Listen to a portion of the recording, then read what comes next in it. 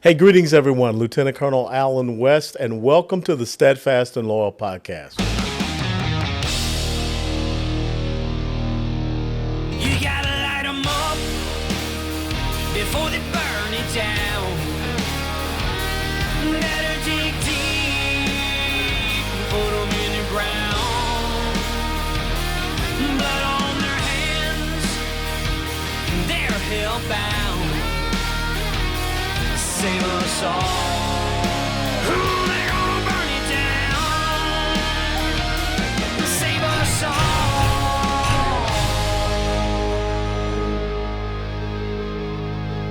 before they burn it down.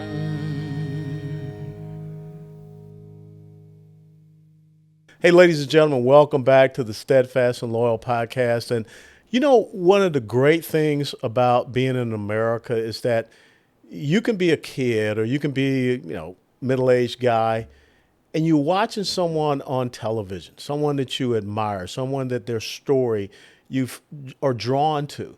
And then the next thing you know, you meet this person and you find out that you're serving on a board of the same organization.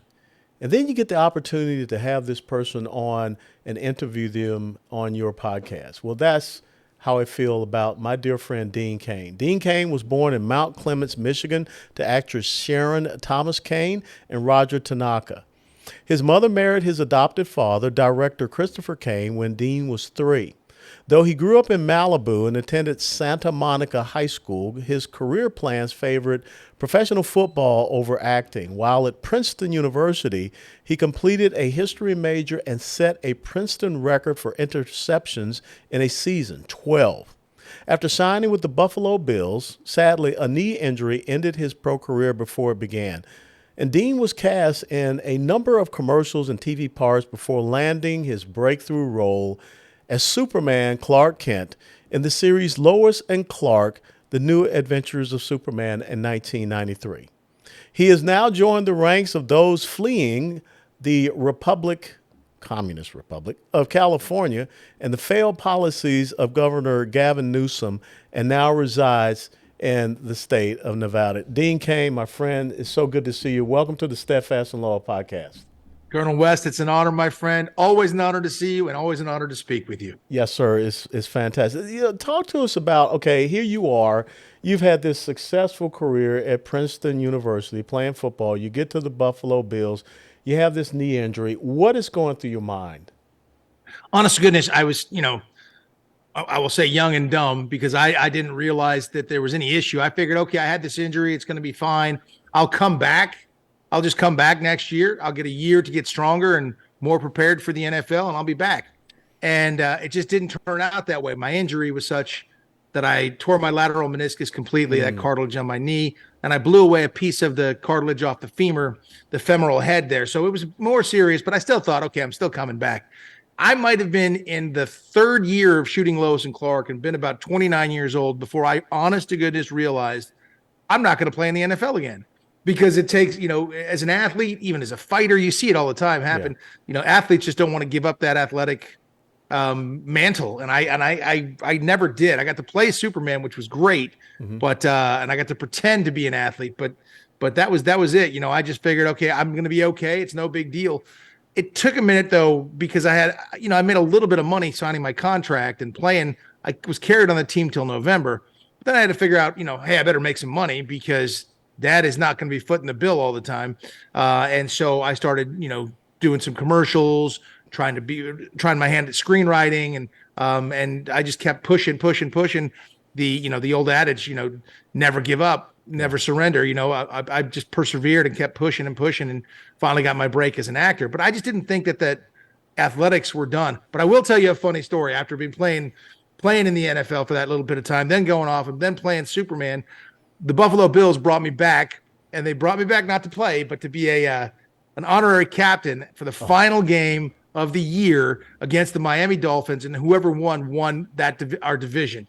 Wow. And so it was a big game. So I walked out, in my civvies in December in Buffalo in a big old December or January, I can't remember, but in a big old coat, with Bruce Smith and Jim Kelly and Uh-huh. Andre Reed.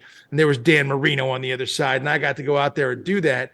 It was great. But then being on the field and listening to that, I had forgotten how much pain was involved in football. Yeah. And just listening to the shots and the hits. And Andre Reed took a big hit right on the sideline, right in front of me, short of a first down, steps off the field, and he's just leaning over. And I'm standing right next to him. And I could just felt it. I felt his pain. And he just turns to me and goes, "Hey, man, how do you get into that acting thing anyway?" I was like, yeah, that makes sense. That makes good sense. Well, I mean, when you think about it, I mean, you came from an acting pedigree, so it was always in you. Was that something you were able to fall back on? Was that something you had done prior to going to Princeton University, doing a little acting here or there? Yeah, well, my father's a director. My mother's an actress. Yeah. I grew up on set my whole life. I grew up with the likes of Sean Penn, Chris Penn, Charlie Sheen, Emilio Estevez, Rob Lowe, Holly Robinson. These are all the kids that I grew up with.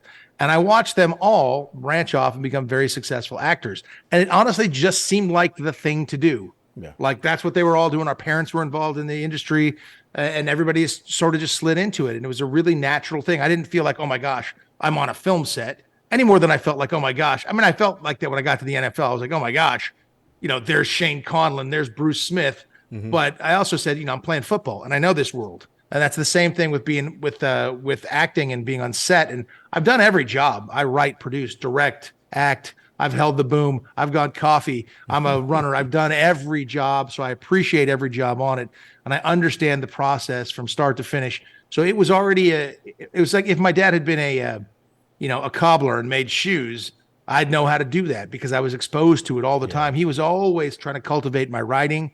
He was always having me read his scripts. He was always asking me questions about, a shot and why this worked and explaining something to me. So I was just getting that information all the time. It was a wonderful upbringing, and I'm so fortunate to have my dad in my life. He adopted me when I was 3 when he married my mother, and he's been the strongest influence on my life, bar none. Well, that's why it's so important that we have good, strong fathers in the home to really help young men to become men. And I think that when you look at some of the problems we see, especially in our urban population centers, the lack of that positive role model has had a devastating effect on these young men in their homes. But, how is it that you come to get the opportunity to audition for this role as an iconic figure in America as Superman? I mean, because I think about the old days in black and white, George Reeves as Superman, and then, of course, Christopher Reeves as Superman, a tragic accident. And now Dean Cain is auditioning to be the next generation of Superman. How did that happen? I just happened. I'd been knocking around, Hollywood trying to get get roles. And that, like, I saw all the other faces of all the same guys, the same group running around. You kind of figure out who's kind of getting there. And because you see him in all the same auditions and everything else. And I'd gotten the script the night before for Superman. And I was just starting to get better and better as an actor. I was starting to figure it out. I just guest starred on some Beverly Hills 90210 episodes and guest starred in a couple things, A Different World and Life Goes On. And so I was starting to get there, and it kind of just clicked to me. And it clicked to me when I read the script. I read the script for this, and I didn't think, first of all, they said this, it's the new live action Superman. And I thought this is going to be terrible because, what are we going to do with the TV budget? No way. Then I read the script and I was like, oh, wow. Okay. This version is Clark Kent is the guy and Superman is the disguise he puts on so he can maintain his anonymity and be a regular person while still doing good and helping others out. And I thought this is a really interesting take. Deborah Joy Levine created it. The show was called Lois and Clark. So way ahead of its time in that it had a very, very strong female protagonist who really drove the show. She really drove the show. And Terry Hatcher, in my opinion, is still the best Lois Lane of all time. No offense to the others, but I just think she is the best incarnation of Lois Lane. And I think Christopher Reeve is the best incarnation of Superman. But, I just had this idea of okay, going in, I read the script. I walked in, I was the first person the producers saw. And it was a guy named Robert Butler, who was a fantastic director. And he creates, Hill Street Blues, all these other shows that he's the guy who directed it, gave the show tone, found everything. He sat with us for a couple of weeks, went through character development. I mean, in a way that I had never seen, and did such a great job with Deborah Joy on the pilot. It was amazing. But I walked in and it was just Deborah Joy Levine and at my audition, and Bob Butler, who I didn't know at the time, and a casting associate. And I said, I read it last night. I really enjoyed it. I think I might have a different take on this. And then he said, great, let's see it. We read it and he said, okay, great, thank you. And I left. And that was it. And usually you hear pretty quickly whether you got something or they're interested in you. Weeks went by. And I said, all right, well, it's just another audition that I didn't get. And I was at a party with some friends, and my buddy knew some casting people, and one of them was a Warner Brothers casting or a Lorimar Television at the time, and said, hey, they really like you for that Superman thing. I was like, what? I thought that was dead. Next thing you know, I started getting paired up, coming and auditioning. We did rounds of audition, 6, 7, 8 rounds of it. It felt like pairing up with different people. And I knew they were concerned that I looked young because I have kind of a baby face. I was 26 at the time. Wow. And the other Supermen had been older. And when people want to insult me, they call me Superboy, and that's okay. And I'm a Japanese descent. So they started calling me Sushi Man, things like that, which is fine. Yeah. I got a thick skin. I mean, it'd be like if I made fun of you for being a colonel. Like, how much is that going to hurt? Not much. Not exactly. So I was like, well, that's kind of silly. But I went in and read. And it just made sense to me the way the character was put, was created. So I just felt like I had an interesting take, and thank God that and very lucky that the producers and directors and everybody felt the same, and they gave me that shot. And even when we were shooting the show, I was just concerned, will anybody buy me as Superman?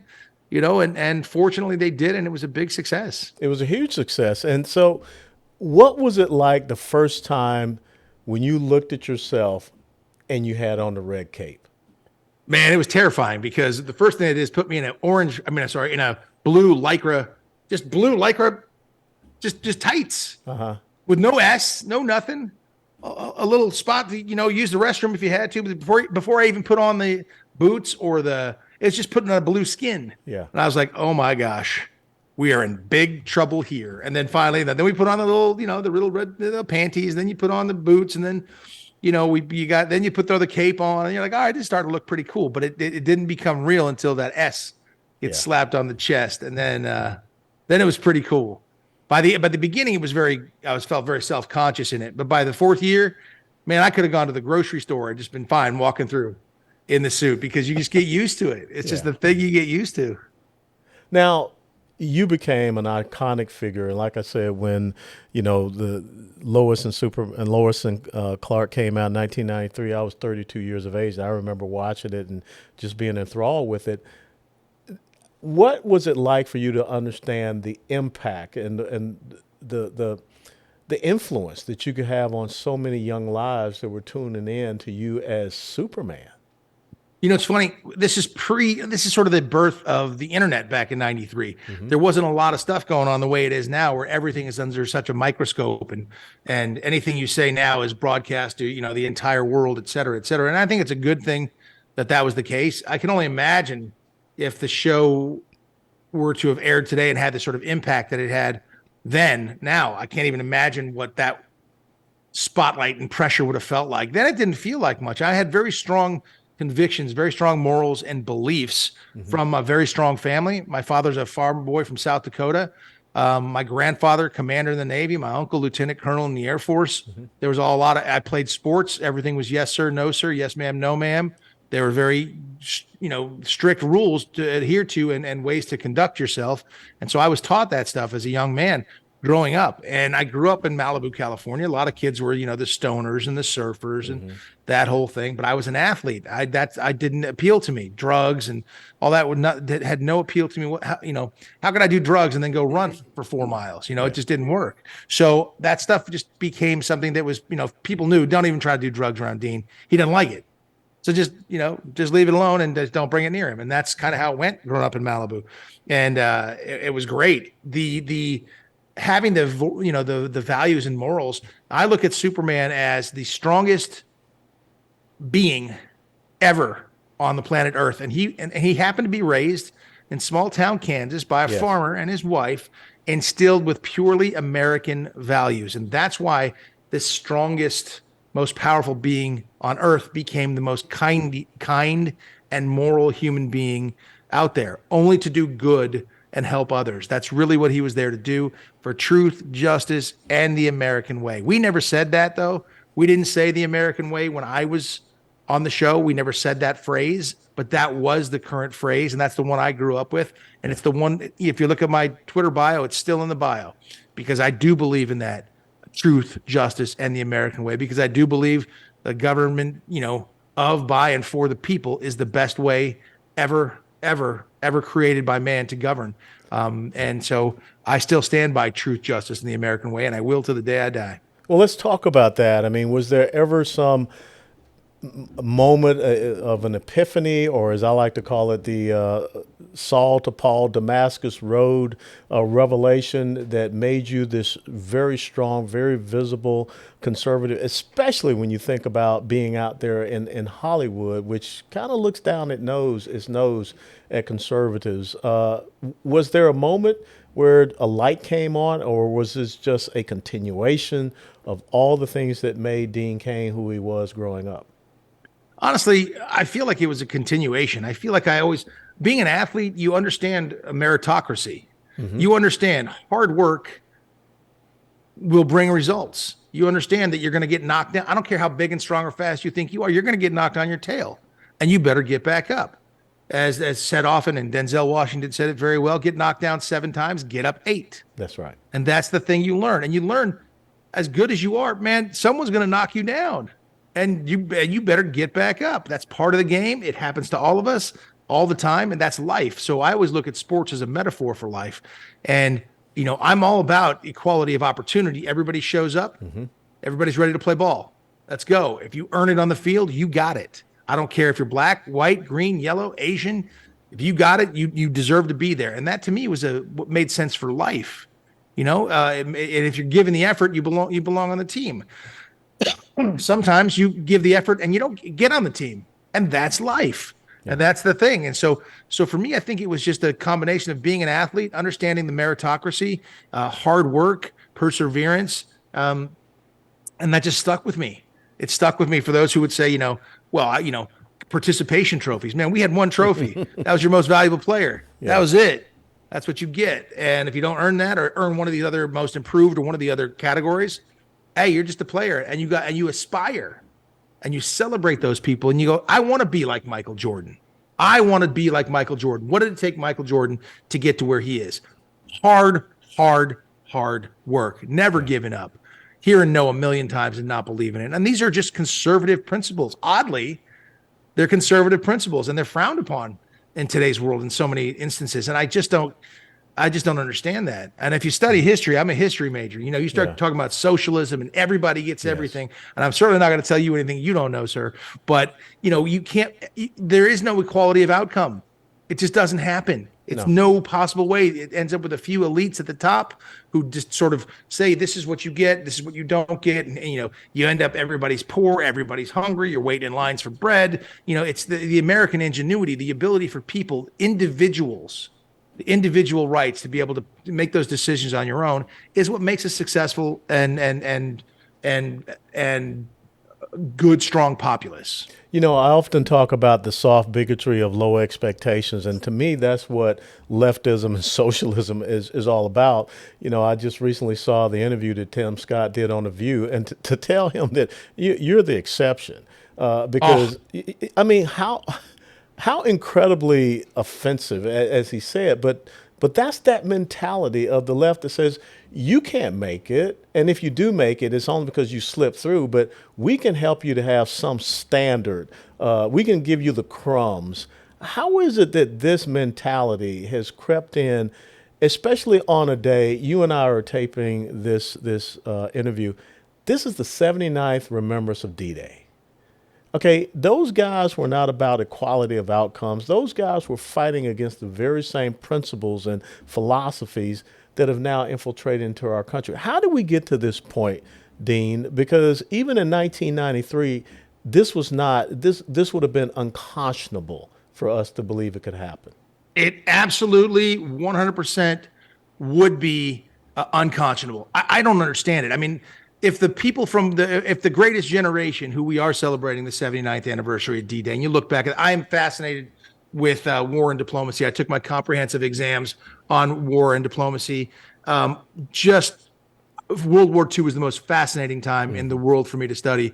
One of the trips I want to take is over to Normandy. I want to look at those cliffs. Yes. I want to just see what those guys saw and, get an inkling of what they felt, that unknown. I've been to war. I was in Iraq in 2005. I saw our men and women out there doing their things. I spent much longer there than I wanted to. I wanted to turn around and go home almost instantaneously. But then I just saw how incredible these men and women were when you're in that circumstance. So I can't even start to imagine the mindset of these men and women back on D-Day 79 years ago. I don't know how. I think, maybe it's cliche to say it, hard men create, good times. Good That's times right. create soft men. And here we are with a bunch of soft men. Now, we have a group, and again, this is not a surprise to you, but we have an incredible amount of hard war fighters that are out and around, of whom I know very many of them. And heaven forbid you really want to take on the United States, because these men and women, I mean, a situation like Afghanistan, and you look at those guys who went out there and just freed a bunch of people, who came out and did what they should have done, what our government should have done. Guys like, like Chad, I have it right over here. Chad Robichaux. Yeah, Chad Robichaux, guys like him, Tim Kennedy. These guys are legends. They're unbelievable. And those are sheepdog. Yep. Those are the men that we have a whole bunch of them here, but they're not the ones who have been sitting on the news talking about this or that, or this silly issue where like everybody should be treated equally. So those men and women, those sheepdog men and women, I think we're in a weird place right now. And I hope in 10 years we can look back at this and just shake our heads as to the stupidity of the things we were concerned about, and the dumb, sort of ridiculous issues that seem to be so prevalent now, which really have nothing to do with what 99% of the people on this planet are struggling with.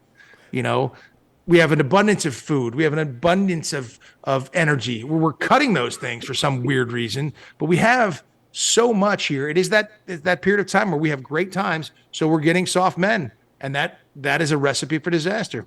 It absolutely is. And speaking of which, now I'm going to ask you a tough question. Maybe you'll give me the Heisman and push away on it. But have you ever had conversations with the current iteration of Superman, Henry Cavill, and talked about what it was like for you to portray Superman? Has he ever given you a call or anything like that? And how do you see his portrayal of Superman right now? I got to meet Henry at the premiere of Immortals, which is a film he starred in. Oh, I remember that. Yeah. Yeah, great guy. Yeah. Great guy. And I said, good luck. I mean, he looks the part. He's got that chiseled, jawline. He's in great shape, big, strong guy. And I think he did a great job playing Superman. But I just think the iteration, Zack Snyder's a great filmmaker and makes incredible images too. But I think that world is too dark for the Superman that I like. The Superman of Christopher Reeve had a wink and a nod and a certain, I guess, lightness and positivity about it. And it wasn't about having a Jesus complex or a God complex of any sort, which was a big part of the Zack Snyder stuff. And I understand that. I get that. I just didn't enjoy it as much as I enjoyed the Christopher Reeve version, or even the version that I got to play, or George Reeve. In fact, my version of Clark Kent Superman was a bit of George Reeves playing Clark Kent and a bit of Christopher Reeve playing Superman. And that was a wonderful, wonderful mix for me. I was so happy about that.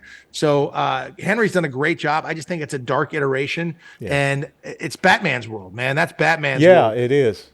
When it was Batman versus Superman, I was like, that's going to be a movie? What is it? It's going to be like, what, 11 seconds long? Batman, Superman, finished, done, and end of story, right? Yeah. No kidding. I recently wrote a piece on Town Hall, because if you are a Superman aficionado, so you know about the reference to Bizarro world.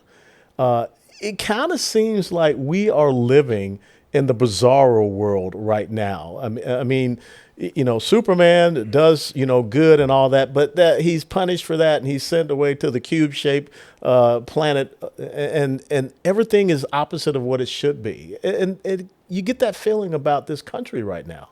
100%. In fact, myself and another former Warner Brothers employee, used to work on some super stuff, have been talking about exactly that.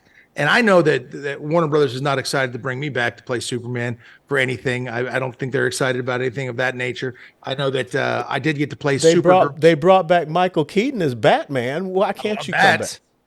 That's a great thing. I loved Michael Keaton as Batman, but I got to play Supergirl's dad on Supergirl, which was great fun. But I just think I would love to see that version you're talking about right now, which is sort of Bizarro World, where it's the Superman that I got to play in today's society. He would be ostracized Yeah. for all of the quote good things he thought he was doing for people. We touched on it a couple times, even on Lois and Clark, where he goes and saves somebody from a burning building that is about to explode, and then it explodes a second later. But he had to whip in there pretty quickly, and they're like, "Oh, my neck is sore. I'm going to sue you." It's like, what? That's the kind of stuff that it is. So I've been talking with this person, and we're considering doing a project that is that without it being Superman, without it being Lois Lane, without it, but they're superheroes or a former superhero or something of that, where they just don't understand what is going on with this world. And you can make some really fun statements. They've done some things, like The Boys and some other things on different shows that deal with that stuff to some degree. But I thought it'd be really compelling to see Lois and Clark sort of revived in this strange world that we're currently, this bizarro world that we're living in. I think that would be an awesome concept. And I got to tell you, I would be, and my oldest daughter, who is a DC Comics fanatic, we'd be the first two people to go see it. As a matter of fact, she'd want to be there for the premiere. Because I guarantee she's invited. Well, awesome. Aubrey, you hear that? Dad's got some pull, okay? He's not such an old man after all.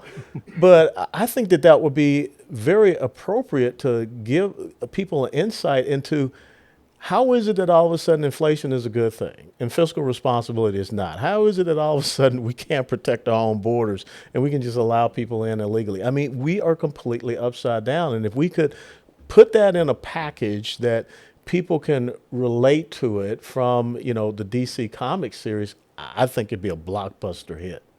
Well, that's the hope, but I don't know that DC would want to work with it either. So it would have to be something sort of divorced from those, because DC went woke in its own way, and they, I got lambasted on Twitter for, there was Jonathan Kent, Lois Lane and Clark Kent's son is gay and he's dating a activist, and here's the first gay kid. And I was like, gosh. What? And he's protesting, people being migrants being turned away and things of that nature. And I said that's not groundbreaking in 2022 is when I think it happened. Yeah.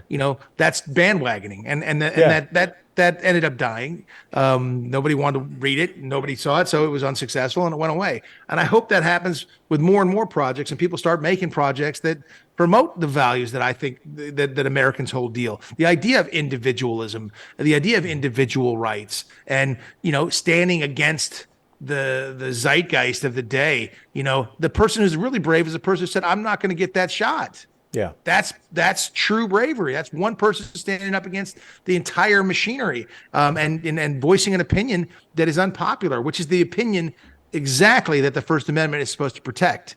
And it just got we've gotten completely out of whack. So I'd love to be able to, the idea of the no borders is insane. That is crazy. The idea of inflation, it only happens when the government prints money. And what they're doing is taking money out of everybody's pocket. Your dollar, my dollar is now worth less because they've lessened the value of the dollar by printing trillions of dollars. That's a tax on everybody. And the fact that people can't see it is just baffling to me. So I think we're in this weird age where we're all just kind of running around, and not everybody, and a lot of us have our eyes away from our hands away from our eyes, but a lot of people are running around willfully blindfolded, and I don't get it, because that is not sustainable. No, it's not. You've been in a lot of faith-based films. Will you continue to do that as well? You've done some fantastic work out there.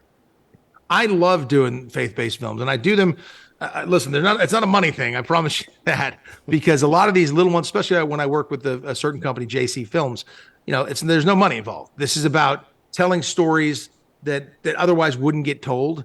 And it's about, sharing sort of biblically inspired stories that have a real morality to them that people can experience, but that wouldn't have been told by Hollywood. Hollywood would never make a movie like that. Yeah. Mel Gibson made The Passion of the Christ outside of the Hollywood system. He's about to make The Resurrection of the Christ outside the Hollywood system. Nobody wants to touch that sort of a thing, but I'm happy to make them. I hear so many.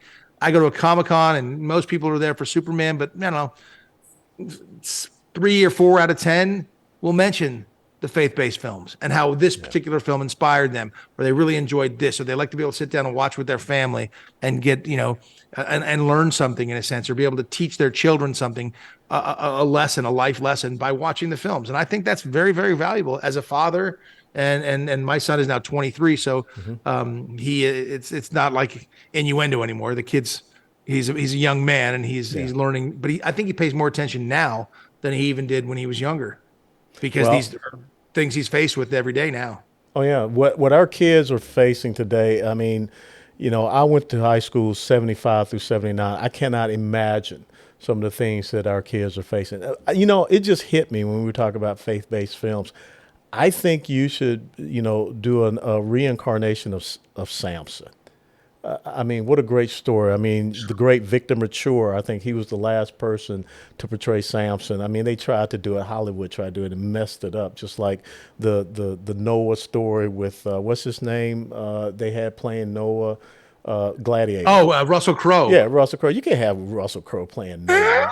I mean, that was crazy. Or this the thing where they had Christian Bale playing Moses. Give me a dadgum break. That's Charlton Heston. And then they screwed up Ben-Hur. I mean, you don't touch Ben-Hur. Am I right, Dean? Such an amazing classic, unbelievable, and Moses was unbelievable when I watched. I mean, I grew up on those. Yeah. And they were fantastic. I would watch them today if they were on. Oh, absolutely. Well, I think you should try to bring back Samson. Now, last question. Yes, sir. And this really gets to the essence of who you have portrayed, where we are in this country. How can men and women today tap into their inner Superman? I think it's to be brave in the face of opposition. You look at Riley Gaines. You look at the other girl from University of Pennsylvania who just came out and said, this isn't right. And to stand firmly as principled individuals against some of the madness that we're seeing, and take those slings and arrows. Be able to state your opinion without any hate or malice, but state your opinion on why you think something is important and stand by it. And I think that in itself is the epitome of being a superhero. I really do. And I get lambasted all the time on Twitter and social media and everything. And I take it as a badge of courage these days. Yeah. Usually it's the first thing is I'll say something that I'm against. I'll say something like, I'm against biological men competing against women in sports. I'm a former professional athlete. Yeah. Half of my ex-girlfriends are former professional athletes. I love female athletes. I respect them tremendously, but they have no business competing in MMA against a man. Yeah. They have no. So to say that, like, I have no problem saying that, but people will come after me like I have just said the most offensive, ridiculous thing on the planet, and there's just no way that stuff makes sense. And so people saying things like that and having an opinion and standing behind it is a true way to be a superhero, without any bigotry, without being mean, without condescending. If I say something like that, you know what I get back on Twitter? You were the worst Superman ever. I'm sorry. So what does that have to do with that dude who just knocked out that woman in the MMA and broke her ocular bone because he's a man and he threw a hammer. Yeah. And that's the difference. Fight a man then. You're intact and you're a male. Leah Thomas winning, Woman of the Year. I mean, that stuff is incredible. Just insane to me. Absolutely incredible. But that's part of the bizarro world that we live in. So if I'd have done that 20 years ago and told you that stuff would happen, people would be like, you're insane. It would have been on Saturday Night Live. 5 years ago. Yes, if sir. You said that 5 years ago, people just, you're out of control. So, Dean, you continue to be an American superhero, a real live American superhero. And it's a blessing and an honor to be able to call you friend. And I want to thank you so much for taking time to be with us here on the Steadfast and Loyal podcast. It's an honor, and anytime you want me back on, I'm back on, sir. All right. Well, I want, for the announcement of the new Bizarro World movie, we'll have you back on. Done. All right. All right. Dean Cain, thanks so very much. God be with you. Thank you, sir. God bless. Ladies and gentlemen, thank you so very much for joining us on this episode of the Steadfast and Loyal podcast. A very special thanks to Dean Cain for taking time out of a busy schedule to be with us. And as always, if you like this podcast, please click the like button and share it with others. And until next time, steadfast and loyal. Before they burn it down.